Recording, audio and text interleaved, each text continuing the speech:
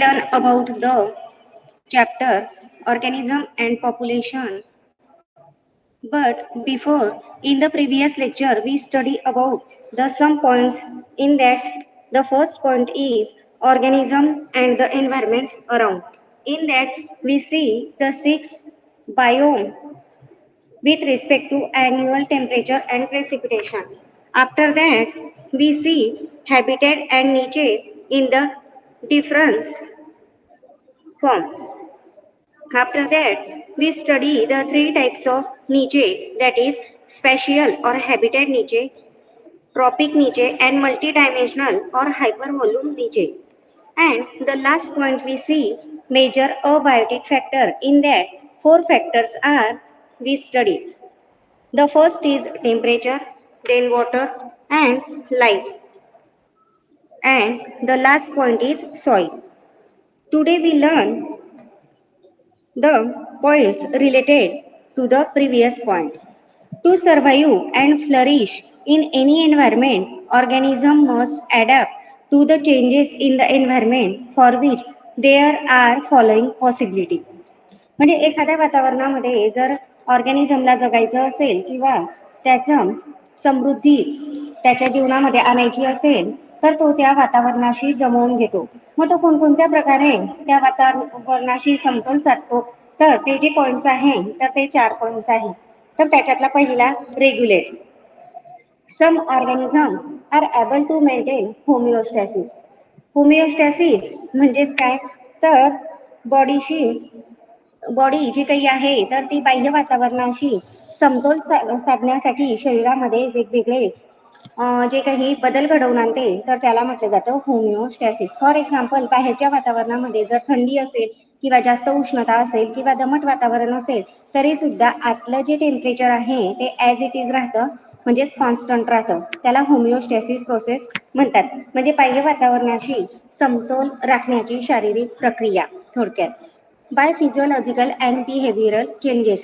मग ही समतोल राखण्याची जी प्रक्रिया आहे शरीराची तर ती कोणत्या प्रकारे केली जाते, तर फिजिओलॉजिकल अँड बिहेवियरल. मग फिजिओलॉजी म्हणजे काय, तर ही सायंटिफिक स्टडी असते हाऊ लिव्हिंग थिंग फंक्शन.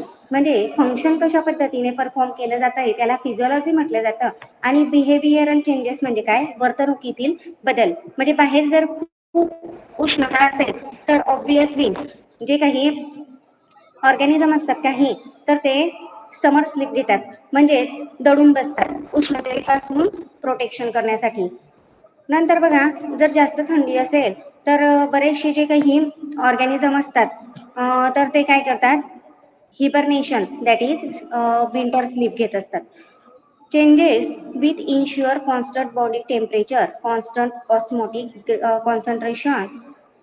तर बघा आता, तर त्याच्यामध्ये त्यांनी काय सांगितलंय की वातावरणात काहीही चेंज झाले तरी त्यांच्या बॉडीचं टेम्परेचर हे ॲज इट इज राहतं. त्याचबरोबर ऑस्मोटिक कॉन्सन्ट्रेशन. ऑस्मोटिक कॉन्सन्ट्रेशन म्हणजे काय, तर बॉडीमध्ये वॉटर आणि सॅल्टचं बॅलन्स व्यवस्थित प्रकारे नियंत्रित केलं जातं. All birds and mammals are capable of such regulation. Obviously vertebrate animal मधले हे जे काही क्लास आहेत बर्ड्स आणि मॅमल्स ते हायर क्लास आहेत आणि म्हणून त्यांच्यामध्ये होमिओस्टॅसिस प्रोसेस जी आहे तर ती थर्मोरेग्युलेशन आणि ऑस्मोरेग्युलेशन या प्रोसेसच्या साह्याने परफॉर्म केली जाते. Thermoregulation that is maintenance of temperature, while osmoregulation that is maintenance of water and salt balance. The next point is conform. Most of animal and plant control cannot maintain a constant internal environment. भरपूर असे animals असतात किंवा वनस्पती असतात की जे constant internal environment जे आहे तर हे मेंटेनन्स करू शकत नाही. मग त्यामुळे काय होतंय, तर त्यांचं बॉडीचं जे टेम्परेचर आहे ते चेंजेस होतं with the ambient temperature. Ambient that is सभोवतालचे किंवा आसपासचं जे काही वातावरण आहे तर ते वातावरणामध्ये बदल झाले तर त्यांच्या बॉडीचं टेम्परेचर सुद्धा काय होतं, तर बदलत असतं. In aquatic animal, the osmotic concentration of the body fluid changes with that of ambient water osmotic concentration. म्हणजे aquatic animals जे जलचर प्राणी आहेत तर त्यांच्या बॉडीचं जे काही ऑस्मोटिक कॉन्सन्ट्रेशन असतं बॉडी फ्लुइडचं हे चेंजेस होत असतं तर त्या वॉटरमध्ये असणारं ऑस्मोटिक कॉन्सन्ट्रेशन जसं असेल तर त्या पद्धतीने ते बदलेल. म्हणजे ते सी वॉटरमध्ये आहेत किंवा मग फ्रेश वॉटरमध्ये आहेत त्यानुसार. These animals and plants are simple conformer. मग असे जे काही वनस्पती किंवा प्राणी असतील तर त्यांना सिम्पली कन्फॉर्मर म्हटलं जातं. Some species have evolved the ability to regulate within a limited range of environmental condition, beyond which they simply conform. म्हणजे काही स्पेसीज ज्या असतात तर या काय करतात, स्वतःमध्ये अशा क्षमता धारण करतात किंवा स्वतःमध्ये चेंजेस घडवून आणतात की जेथे वातावरणामध्ये थोडेसेही बदल झाले तरी सुद्धा ते त्या वातावरणामध्ये त्या परिस्थितीमध्ये तग धरू शकतात, स्टेबल राहू शकतात. If the stressful environment is localized or only for a short period of time, the organism may migrate or suspend its activity. जर वातावरणामध्ये अतिशय गंभीर स्वरूपाचे बदल झाले, म्हणजे अतिशय जास्त प्रमाणामध्ये उष्णता असेल किंवा थंडी असेल, परंतु ती थोड्या कालावधीसाठी असेल, तर त्या ठिकाणी असणारे जे काही ऑर्गॅनिझम असतात ते तात्पुरत्या स्वरूपामध्ये मायग्रेशन करतात, म्हणजे स्थलांतरित, त्यांचं क्षेत्र सोडून ते दुसऱ्या भागामध्ये जातात किंवा सस्पेंड म्हणजे काय, तर एखादी कृती न करणे, थोड्या कालावधीसाठी ती कृती जी आहे त्यांची जी काही प्रोसेस असतील ती स्टॉप करतात ते. After that the third point is migrate. Migrate किंवा मायग्रेशन म्हणजे स्थलांतरित होणे, आपली जागा सोडून दुसऱ्या जागेवर टेम्पररी तात्पुरत्या स्वरूपात जाणे. The organism can move away temporarily from the stressful habitat to more hospitable area and return when stressful period is over. म्हणजे जे काही ऑर्गॅनिझम आहे तर हे ऑर्गॅनिझम तात्पुरत्या स्वरूपामध्ये आपली जागा सोडून केव्हा जातात, तर त्यांच्या राहण्याच्या ठिकाण असेल त्या ठिकाणी जर जास्त प्रमाणामध्ये परिणाम घडवून आणणारे घटक जर अस्तित्वात आले, म्हणजे फॉर एक्झाम्पल त्यांच्या भागामध्ये फूड नसेल जेथे ते राहत आहे किंवा मेटिंग पार्टनर्स नसतील, तर मग अशा ठिकाणी किंवा मग जे काही ॲटमॉस्फिअरिक चेंजेस आहे ते तीव्रतेने घडून येत असतील तर ते त्यांना अनुकूल असेल अशा क्षेत्रामध्ये तात्पुरत्या स्वरूपामध्ये स्थलांतरित होतात. Many animals, particularly birds, during winter undertake long distance migration to more hospitable area. आणि ॲनिमलच्या कॅटेगरीमध्ये जनरली बर्ड्स, पक्षीवर्गीय हे जे काही ऑर्गॅनिझम आहे तर ते विंटर म्हणजे हिवाळ्यात काय करतात, तर अतिशय लांब अंतरापर्यंत स्थलांतरित होतात अनुकूल अशा क्षेत्रामध्ये. मग ते मेटिंगसाठी असेल, म्हणजे मेटिंग पार्टनर शोधण्यासाठी असेल किंवा फूड शोधण्यासाठी असेल किंवा जो काही त्यांचा अनुकूल असं क्षेत्र राहण्यासाठी शेल्टर सर्चिंगसाठी असेल, तर त्या वेगवेगळ्या गोष्टींसाठी ते मायग्रेशन करत असतात. सस्पेंड म्हणजे एखादी कृती तात्पुरत्या कालावधीसाठी स्टॉप करणे. In plants seed serve as a mean to tide over period of stress. म्हणजे फेवरेबल असं टेम्परेचर किंवा वॉटर अवेलेबिलिटी नसेल, थोडक्यात फेवरेबल कंडिशन अवेलेबल नसतील, तर जे काही वनस्पतींची बिया असतात म्हणजे बियाणं, तर ते काय होतं, थोड्या अवधीसाठी डॉर्मंट अवस्थेत जात असतं. ते germinate to form a new plant under favourable moisture and temperature condition.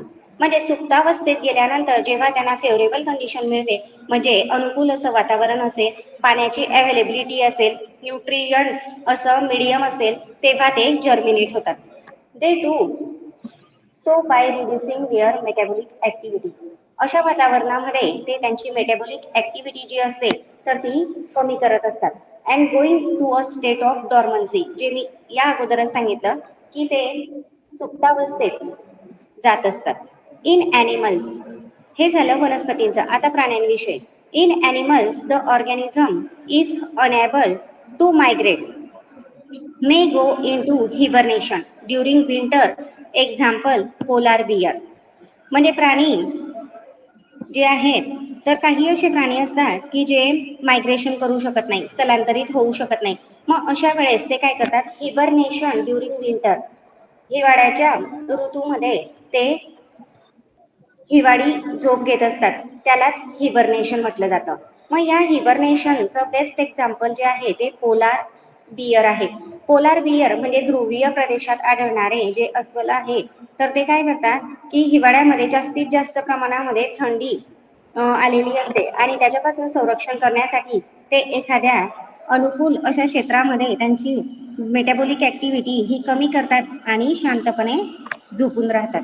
त्याच्यानंतर some snail and fish go into aestivation to avoid summer heat. तर प्राण्यांमधले काही प्राणी म्हणजेच स्नेल, गोगलगाई आणि फिश मासे जे आहे तर ते एस्टिवेशन म्हणजेच काय, तर उन्हाळ्याच्या ऋतूमध्ये अतिशय जास्त प्रमाणात उष्णता असल्यामुळे हे उन्हाळी झोप घेत असतात, म्हणजेच दडून बसतात. त्याला म्हटलं जातं aestivation.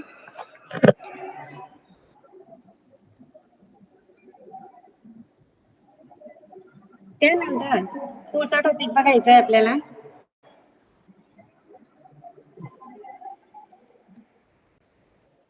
Adaptation.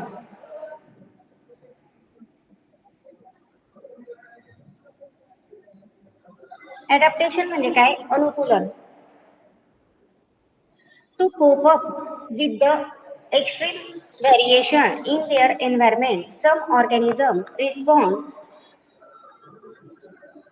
through physiological adjustment while others do so behaviorally like migration.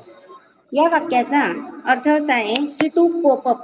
मग कोप अप म्हणजे काय, तर to deal with and attempt to overcome problem and difficulty.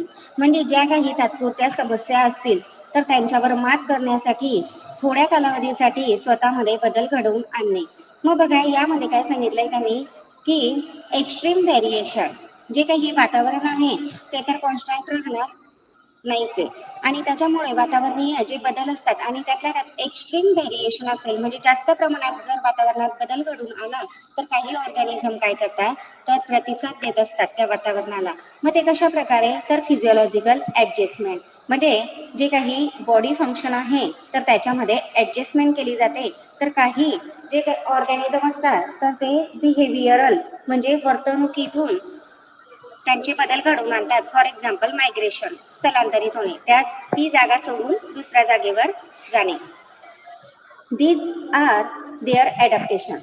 Therefore, we can say that adaptation is an attribute of the morphological, physiological, and behavioral that enable the organism to survive and reproduce in its habitat. This is the definition of adaptation. Adaptation याचा सहभाग कोणकोणत्या गोष्टीत आहे, तर morphology. मग morphology that is study of size, shape, structure of the animal और plants. Physiology that is scientific study of how living thing function. And behavioral that is वर्तणुकीतून दिसून येणारे बदल. That enable the organism to survive. मग हे सगळे बदल morphological किंवा फिजिओलॉजिकल किंवा बिहेवियरल हे कशासाठी करतात ऑर्गॅनिझम, तर जगण्यासाठी त्यांचा संघर्ष असतो. आणि दुसरं म्हणजे त्यांची स्पेसीज ही कॉन्स्टंट ठेवण्यासाठी किंवा वाढवण्यासाठी त्या जागेमध्ये हॅबिटॅट म्हणजे वसतिस्थान, राहण्याचे ठिकाण, तर त्या ठिकाणी जगण्यासाठी आणि त्यांच्या स्पेसीज म्हणजे त्यांची जनरेशन वाढवण्यासाठी ही धडपड असते त्यांची. Adaptation for of plant for desert habitat.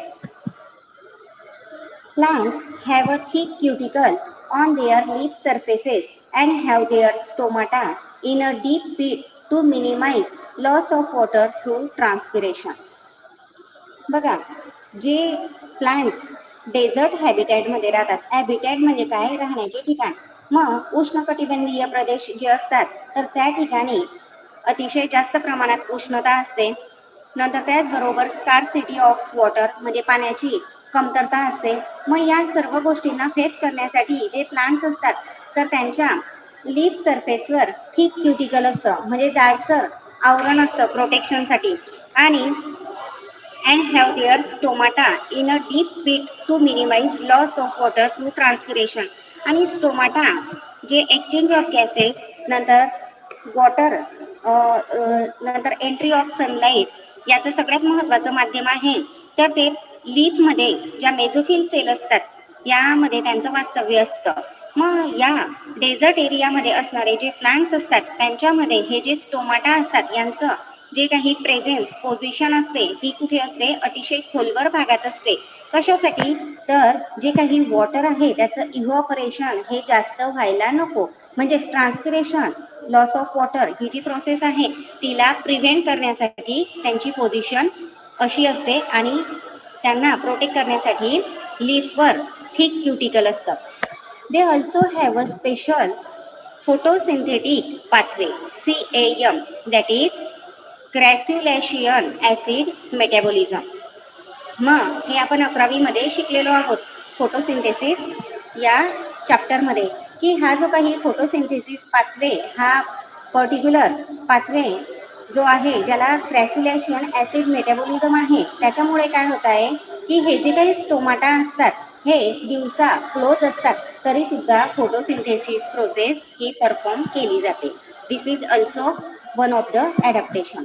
Some desert plant like ऑफिशिया, ऑफिशिया म्हणजे काय, निवडुंग, ज्याला नागफणी सुद्धा म्हटलं जातं.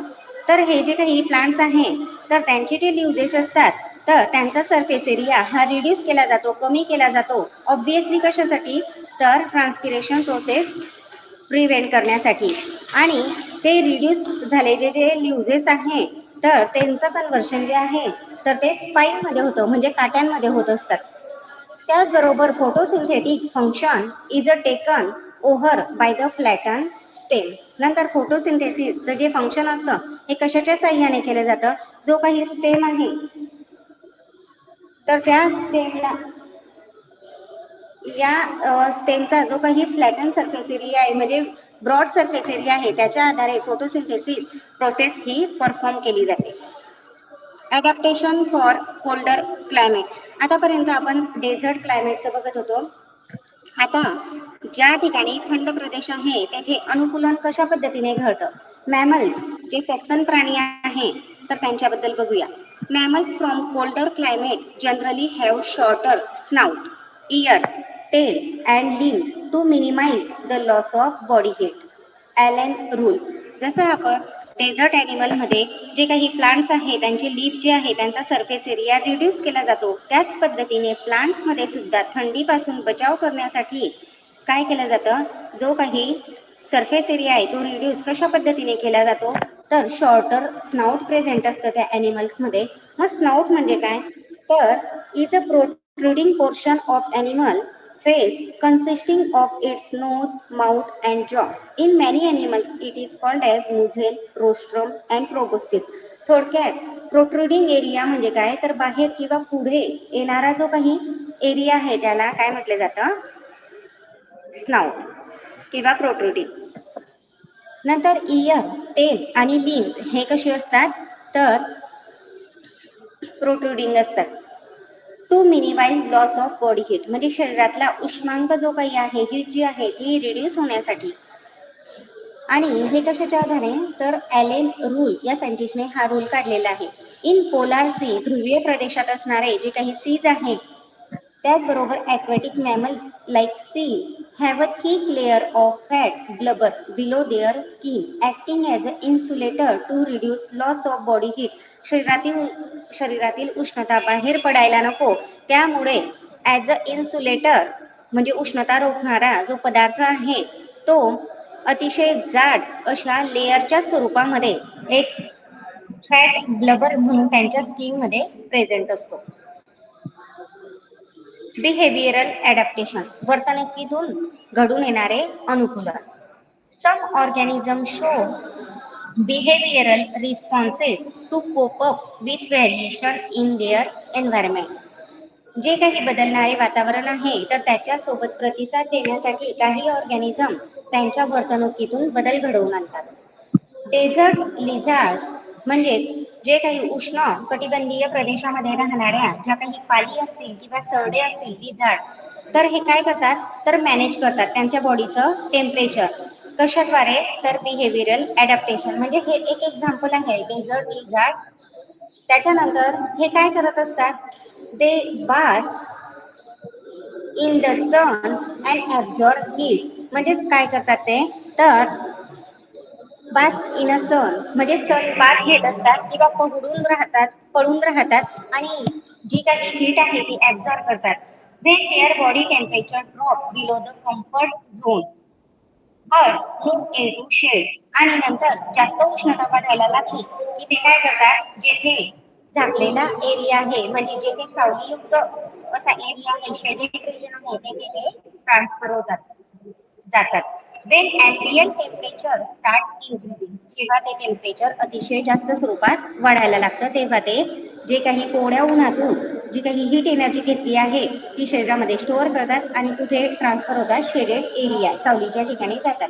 आणि त्यातल्या काही स्पेसिस ज्या असतात या काय करतात, burrow in to the sand to hide and escape from heat. म्हणजे त्यातले काही ज्या स्पेसिस असतात तर त्या स्पेसिस या जे काही रेताळ जमीन असेल त्या रेताळ जमिनीमध्ये बॉरो म्हणजे बिळ करून राहतात आणि अशा प्रकारे उष्णतेपासून ते स्वतःचं संरक्षण करत असतात. त्याच्यानंतर आता आपल्याला महत्वाचा टॉपिक पॉप्युलेशन हा बघायचा आहे. पॉप्युलेशन म्हणजे काय, संख्या. ह्युमन पॉप्युलेशन जर पर्टिक्युलर बघितली आपण तर त्यांना लोकसंख्या म्हणतो. आणि जर अदर स्पेसिसचे बघत असेल तर आपण त्यांच्या संख्येविषयी अभ्यासत असतो. थोडक्यात पॉप्युलेशन म्हणजे काय, संख्या. Population ecology is therefore an important area of ecology because it links ecology to population dynamic, genetic and evolution. Population ecology ही जी काही आहे तर ही जबरदस्त इम्पॉर्टंट एरिया आहे इकॉलॉजी या ब्रँचचा. कारण ही जी काही इकॉलॉजी आहे ही काय करते, तर पॉप्युलेशन इकॉलॉजी सोबत कनेक्टिंग लिंक दाखवते कोणत्या गोष्टी, तर डायनॅमिक, जेनेटिक आणि इव्होल्युशन या महत्वाच्या branches. Basic physical characteristic of population are its size and density. म्हणजे सगळ्यात महत्वाचं फिजिकल कॅरेक्टरिस्टिक जे आहे पॉप्युलेशनचं ते म्हणजे काय, तर साईज आणि डेन्सिटी म्हणजे घनता. Size that is the number of individual in a population म्हणजे किती संख्येने ते जे ॲनिमल्स असतील ते किती संख्येने उपलब्ध आहेत, प्रेझेंट आहे, त्याला साईज म्हटलं जातं. डेन्सिटी म्हणजे काय, number of individuals present per unit space in a given time. Particular कालावधीमध्ये एका पर्टिक्युलर एरियामध्ये असणारे किती संख्येने ते ॲनिमल्स प्रेझेंट आहे तर त्याला म्हटलं जातं डेन्सिटी, मराठीतून घनता. Besides size and density, two other characteristics include natality, mortality, natality that is birth rate, mortality that is death rate, immigration म्हणजे एखाद्या क्षेत्रातून दुसऱ्या क्षेत्रामध्ये जास्तीत जास्त लोकसंख्या येणे आणि इमिग्रेशन ई त्याच्या अगोदर म्हणून इमिग्रेशन म्हणजे काय, एखाद्या जागेतून दुसऱ्या भागामध्ये लोकसंख्या जाणे. एज पिरॅमिड म्हणजे पिरॅमिडद्वारे किती वयोगटातील लोकसंख्या प्रेझेंट आहे मग त्यांचा अभ्यास त्या एज पिरॅमिडद्वारे केला जातो. एक्सपांडिंग पॉप्युलेशन किती संख्येने जास्तीत जास्त पॉप्युलेशनचं एक्सप्लोजन झालेलं आहे, वाढलेली आहे झपाट्याने, त्याचा अभ्यास केला जातो. आणि पॉप्युलेशन ग्रोथ फॉर्म म्हणजे कोणता फॉर्म आहे पॉप्युलेशनचा ग्रोथचा, मग ते किशोरवयीन आहे का बाल्यावस्थेतले का प्रौढावस्थेतले यांचा अभ्यास केला जातो. आणि बायोटिक पोटेन्शिया.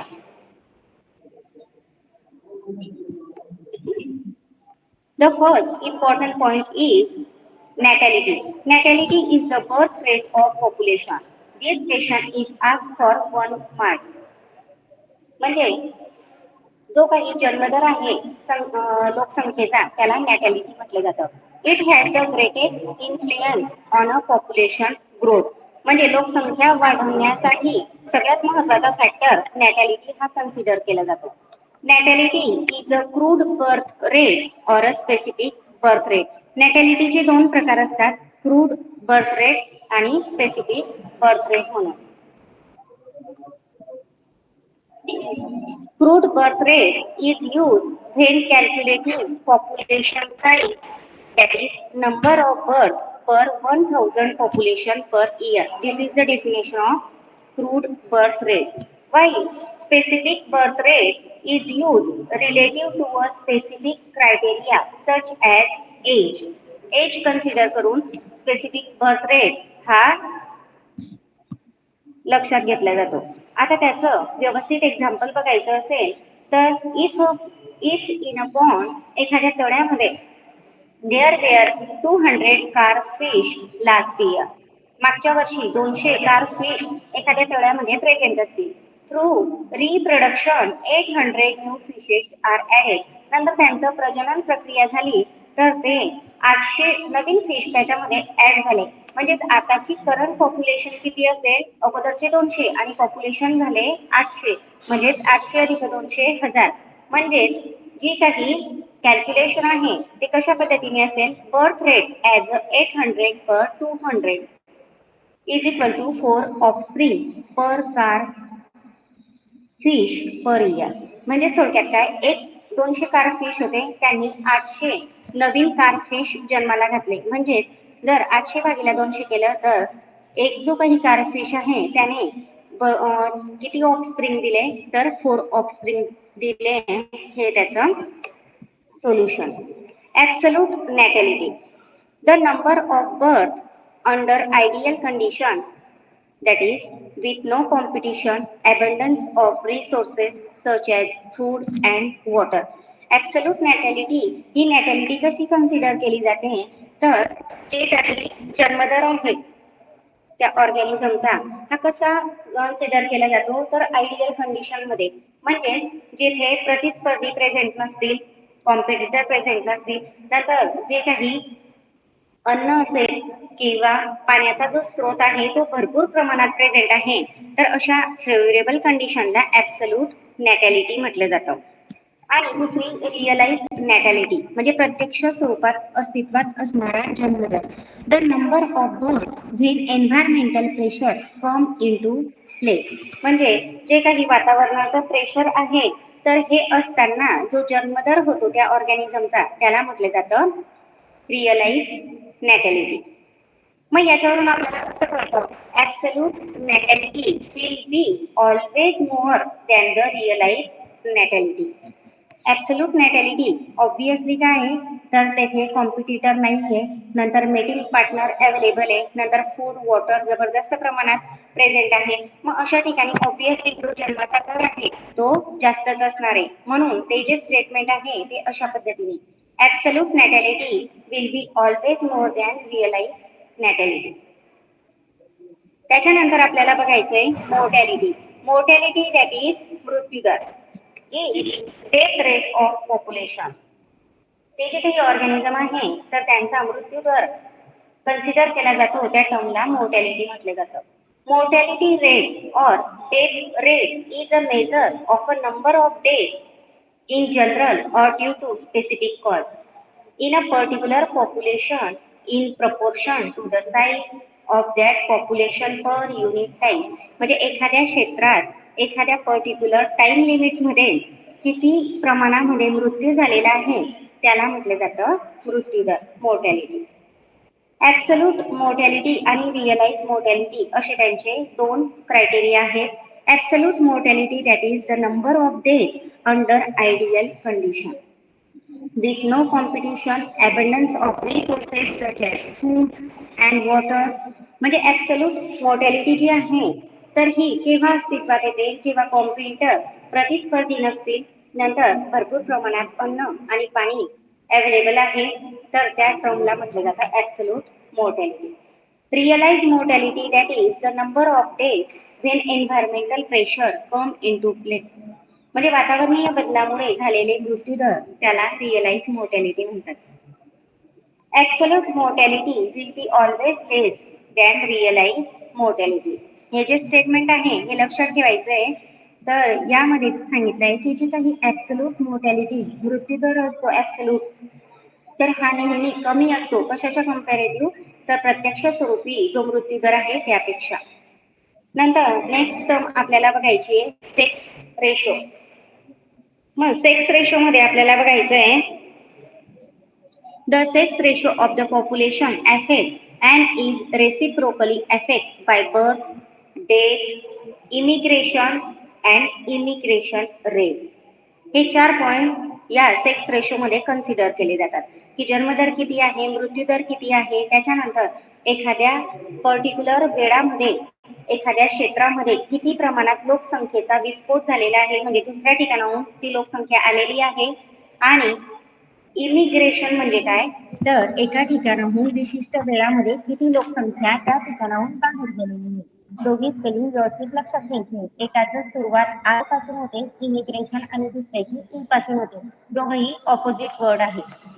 हे 4 फॅक्टर जे आहे तर हे काय करतात, अफेक्ट करतात सेक्स रेशोवर. It is measured as the ratio of the number of individual of one sex to that of other sex. The male and female in a ratio 1:1 is generally the most common evolutionary stable strategy. ESS म्हटलं जातं त्याला. म्हणजे उत्क्रांतीपासून जो काही mail आणि फिमेलचा ratio आहे तो निसर्गाने 1:1 हा कन्सिडर केलेला आहे आणि तो कॉन्स्टंट रेशो असायलाच हवा. Age distribution and age pyramid we see in a next lecture. धन्यवाद.